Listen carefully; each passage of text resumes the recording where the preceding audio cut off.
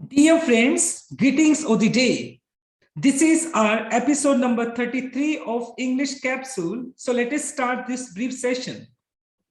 आज का हमारा वर्ड है stranded, जिसका मीनिंग होता है left without the means to move from somewhere. मतलब आपके पास कोई भी ऐसा चारा नहीं होता है जब आप उस सिचुएशन से बाहर निकल सकते हैं, जिसका मतलब हुआ जब आप बुरी तरीके से फंस जाते हैं उसको आप बोल सकते हैं स्ट्रेंडेड। इसके पार्ट ऑफ स्पीच की बात करें तो ये आपका एडजेक्टिव है। इसके सिमिलर वर्ड्स की अगर बात करेंगे तो helpless, abandoned, deserted and forsaken इसके सिमिलर वर्ड्स रहेंगे। अगर इसके अपोजिट वर्ड की अगर बात की जाए, रेस्क्यूड मतलब बचाना, सेव्ड का मतलब भी बचाना होता है। इसका एक एग्जांपल देख लेते हैं, visas of foreigners stranded in India, यानी वो जो वीजा है उन फॉरेनर्स के, जो फॉरेनर्स जो कि इंडिया में फंसे हुए हैं, stranded due to covid till सितंबर, यानी उनके वीजा को कहीं ना कहीं क्या कर दिया गया, रोक दिया गया है सितंबर 30 तक, सेड सेंटर ने ऐसा कहा। तो आज का हमारा वर्ड था स्ट्रेंडेड, जिसका मतलब होता है जब आप किसी सिचुएशन में बुरी तरीके से फंस जाते हैं, स्ट्रेंडेड। अब मूव करते हैं next idiom of the day के ऊपर। आज का हमारा ईडियम रहेगा sweep something under the carpet. ये बहुत इंटरेस्टिंग ईडियम है, आज का ईडियम है ये, जिसका मीनिंग है कंसील यानी छुपाना या इग्नोर करना अ प्रॉब्लम, किसी भी इस प्रॉब्लम को और डिफिकल्टी या किसी भी समस्या को जब आप छुपाते हैं या उसको इग्नोर कर देते हैं इस उम्मीद के साथ इट विल बी फॉरगॉटन, यानी इसको भुला दिया जाएगा, तो उसको बोला जाता है sweep something under the carpet. इसका एक एग्जांपल देखते हैं, the army feared the scheme was an attempt to sweep the problem under the carpet, जिसका मतलब क्या हुआ कि आर्मी ने इस बात का खतरा था कि जो स्कीम लगाई गई है हो सकता है इस स्कीम को क्या किया जा रहा है, इसको कंसील किया जा रहा है या छुपाया जा रहा है या इसको इग्नोर किया जा रहा है, जिससे कि इसको बाद में भुला दिया जाए। तो बहुत इंटरेस्टिंग इडियम था आज का हमारा। Now let us move on to our next slide. अब बात कर लेते हैं वन सब्स्टिट्यूट वर्ड की। आज का हमारा वर्ड रहेगा ऑक्यूलिस्ट। ऑक्यूलिस्ट होता है एन आई डॉक्टर, मतलब जो आप नेत्र विशेषज्ञ जिसको बोलते हैं, आई जो स्पेशलिस्ट होता है उसको बोला जाता है ऑक्यूलिस्ट। अगर इसके पार्ट ऑफ स्पीच की बात की जाए तो एक नाउन रहेगा। चलो इसका एक यूज देख लेते हैं। If you have some vision problem, यानी अगर तुम्हें कोई देखने में कोई दिक्कत है, why don't you see an oculist, तो आप एक ऑक्यूलिस्ट को क्यों नहीं ढूंढते हो, यानी कि एक ऑक्यूलिस्ट से क्यों नहीं मिलते हो, आप एक आई स्पेशलिस्ट से जाकर मिलो। तो ऑक्यूलिस्ट होता है एन आई स्पेशलिस्ट, जिसको आप बोल सकते हैं।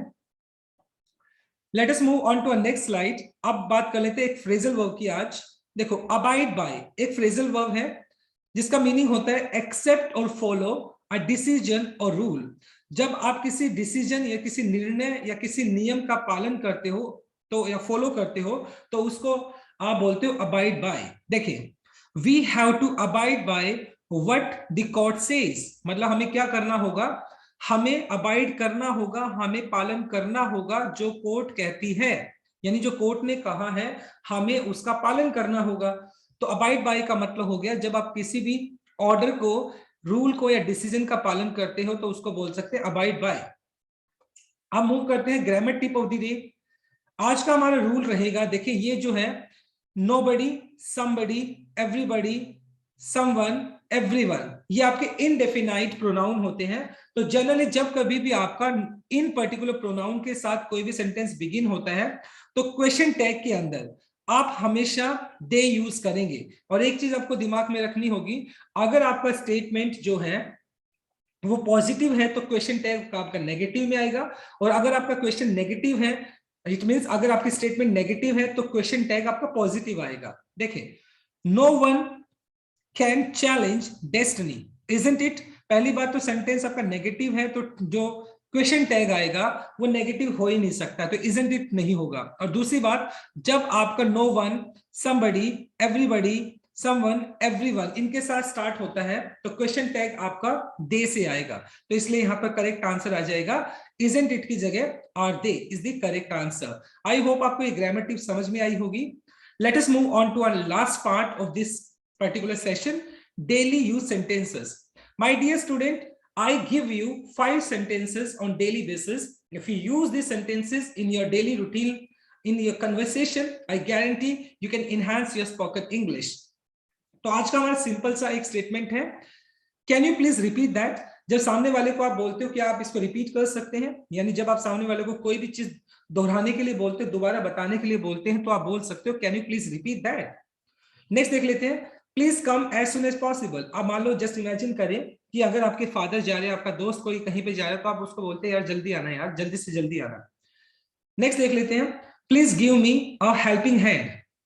हेल्पिंग हैंड का मतलब होता है मदद, राइट। तो जब आप किसी को बोलते हैं कि यार प्लीज मेरी मदद कर दो, तो आप इसको ये बोल सकते हो, प्लीज हेल्प मी भी बोल सकते हो, please give me a helping hand भी बोल सकते हैं। नेक्स्ट देख लेते हैं, could you stay away from my stuff.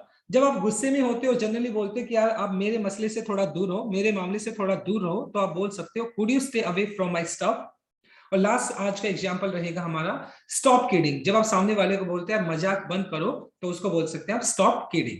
So I hope my dear readers, learners and students, आपको ये सेशन अच्छा लगा होगा। Thanks for watching this video. Please do like, share, comment and subscribe to my channel. So tomorrow I'll come with another session. Till then, bye bye, take care and have a nice day.